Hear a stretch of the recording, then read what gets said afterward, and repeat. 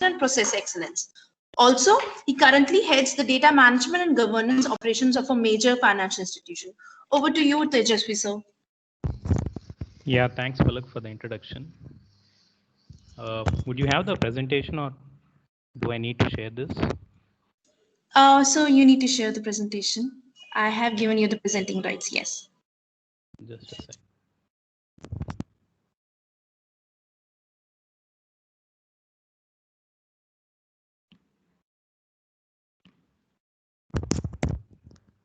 Yeah, guys, just let me know if you're able to see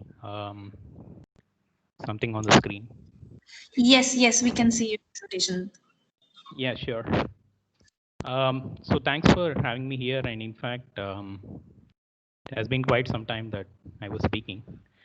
Well, today we can in fact share some musings about data governance and how in fact data protection has got us thinking about a different dimensions of having to manage data.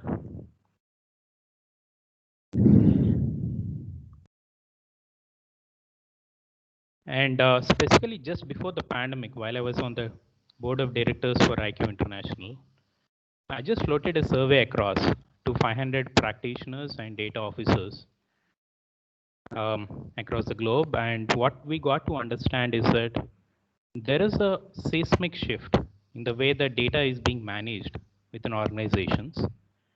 And this shift is being propelled by a specific business need of having to go digital. And this in fact is based on the fact that, US alone has done $66 billion in revenue through digital transactions in the month of July. And India as such is supposed to propel its digital transaction based market to 200 billion by next year. So we can see this shift happening just because customers would want to embrace digital more in a way of having to provide better nuances and better journeys to customers. And that's where these 6 enablers is what we are picking up this year, and most of the organizations are in fact focusing on. The first one is having to discover data. So how does a data element like a customer mobile number or a PAN number or an Aadhaar number or an SSN exist within the databases or the landscape? And can a native business analyst or a data analyst understand where it exists? That's a basic question which, if we are able to solve, we'll be able to solve having people pick up the phone and call up certain knowledge workers, and we can drive self-service discovery of data.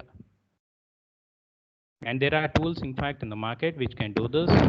I won't name vendors because, I'm not endorsing anyone today, but there are a couple of vendors out there.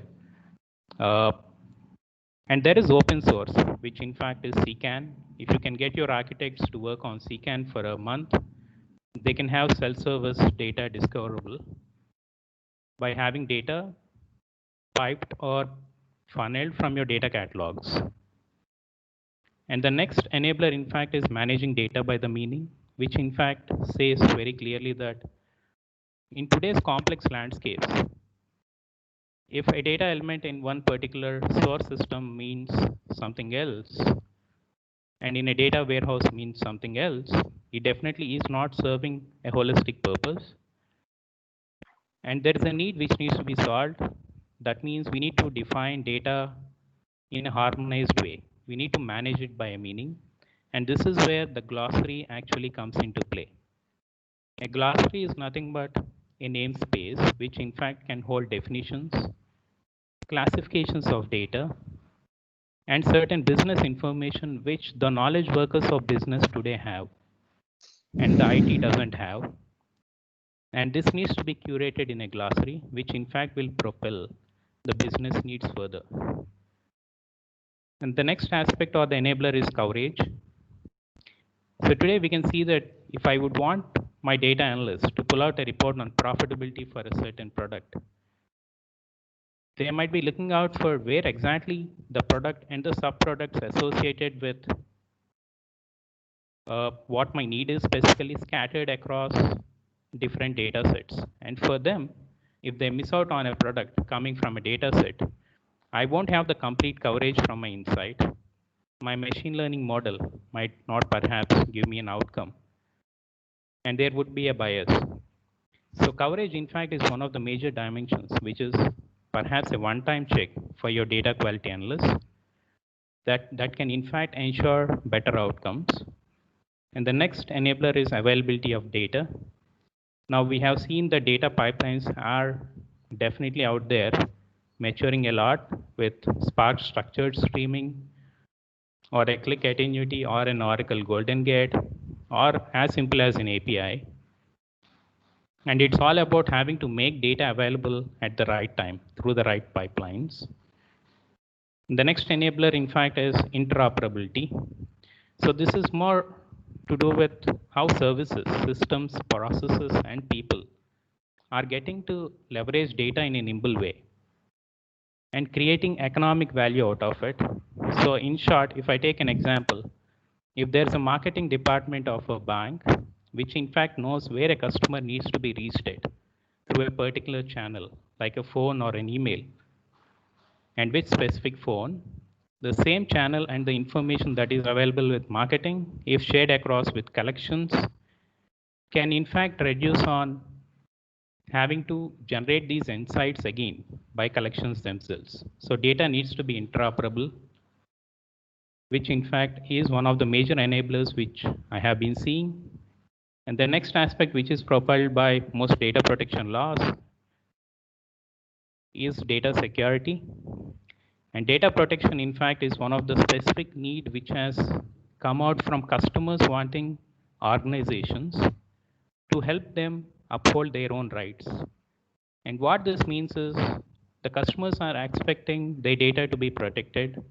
They want organizations to think that they are investing their personal data with us rather than having to share data in a non-responsible way. They would want to see us responsibly using it.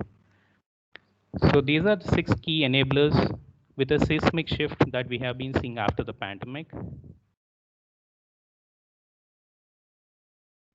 And we can talk about a cultural model that we can see across an organization. If I were to slice an organization based on its maturity levels and the experiences that internal and external stakeholders or shareholders, in fact, go through, we can definitely see that the epitome of this particular cultural model is an organization being called a data trust.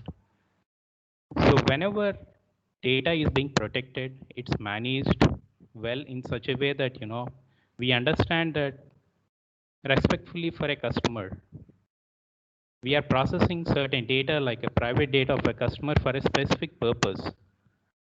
With his or her consents, we definitely understand that's upholding the rights.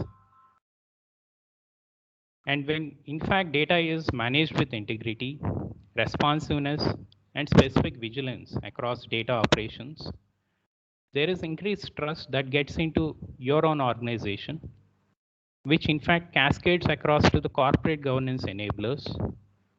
That means that your shareholders even trust the organization better by having to see it as a data trust. And this is an epitome of the cultural model that in fact we are seeing today. Perhaps if you would have asked me last year, what would be the epitome of this particular model, I would have said monetizing data is the epitome of it. But data protection and the pandemic have actually stressed it a bit to a next level of having to create data fiduciaries across the globe. And we can talk about data not being managed, data being governed. And this is something, most of the speakers have talked about. Having a stewardship and an ownership model definitely adds value in terms of getting the right data, getting the right quality of the data, understanding where it needs to be sourced from for a specific report or artificial intelligence model. And all these practical aspects can definitely solve by having a governance structure. But I think we need to ask within India ourselves, in terms of how many organizations as such are having formalized structures for data management? We might think about a data warehousing division, but how about having to manage this formally? How is the sponsorship for these particular programs being driven? Is there governance in place which in fact takes on the sponsorship as well as the benefits realization that's coming into the aspects of having to look at the investments that are being made into data and its capabilities?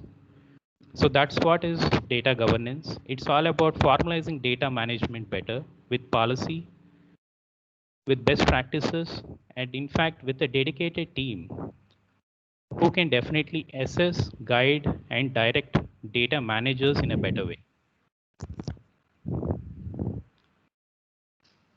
So moving on, we can see that the shift or the seismic shift that I have been talking about on the data enablers has in fact started changing strategies of most of the organizations. And the three data related goals that we are looking at.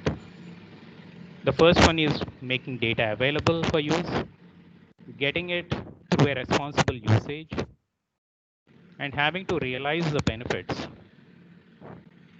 are in fact taking on most of the data related goals in organizations.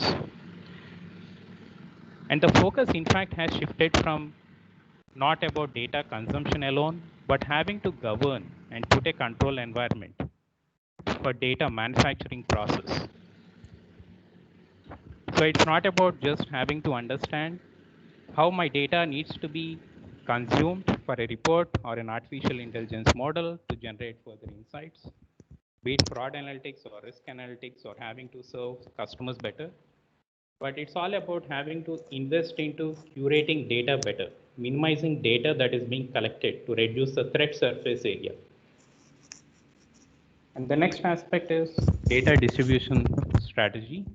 And there is a lot of thought going in, even with the open source having to come up with new pipelining technologies. AWS Azure recently have come up with their new set of pipelines. And there's lots going with Confluent Kafka, the Click Attenuity on the Oracle Golden Gate, which in fact stresses on the need to manage the architecture better. So for every change that is going in an organization, it's really important that brainstorming needs to be done. What is the right tool stack to be used needs to be deliberated. Now, if it is falling under a specific non-functional requirement or a set of non-functional requirements, that's the one that needs to be chosen. And the need, in fact, today is to have a tool stack governance in place that will help realize specific and predictive outcomes from a set of tools. So if you look at what dimensions need to be formalized, definitely it's the metadata management. There needs to be programs, there needs to be teams of people who in fact churn through lots of data, critical data and data across systems, getting to define them and classify them. Then there is data project management so that every change in the organization is governed. Specifications are actually put in place, documented, knowledge workers' thoughts and information gets into a tool like a catalog. Data being certified and understanding how we can actually get the right data which is of sufficient quality by certifying a specific source like a CRM or a core system to get the data from. And the next aspect is data quality. I mean, there is much said about this particular aspect. Most of the data today in complex landscapes can be really bad. Getting it to work can really work wonders. The next aspect is architecture, which we talked about in the data distribution strategy. Data requirements management is a science in itself with agile and waterfall models as well. And the last aspect is data lifecycle management. I usually follow the postmat. You would want to plan for your data, understand how the obtaining or the manufacturing of the data works, then how data is shared, distributed, stored, archived, and deleted. Now there are text tool stacks which can in fact enable each of these dimensions. I mean, that's a different conversation all in itself. So for this particular conversation, I'm just talking about what are the enablers after the pandemic, which in fact are driving conversations around data strategy and where they are investing today. So with that, I would move on to my final thoughts about, how do we get this data management and governance to work wonders for us?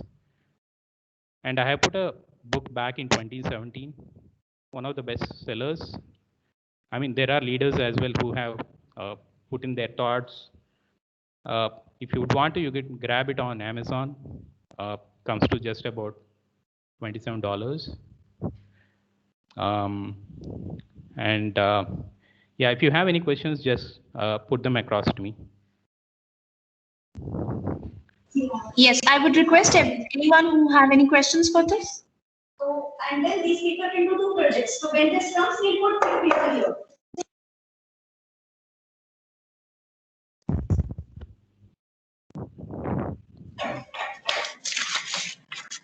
Tejasvi sir, thank you so much for your great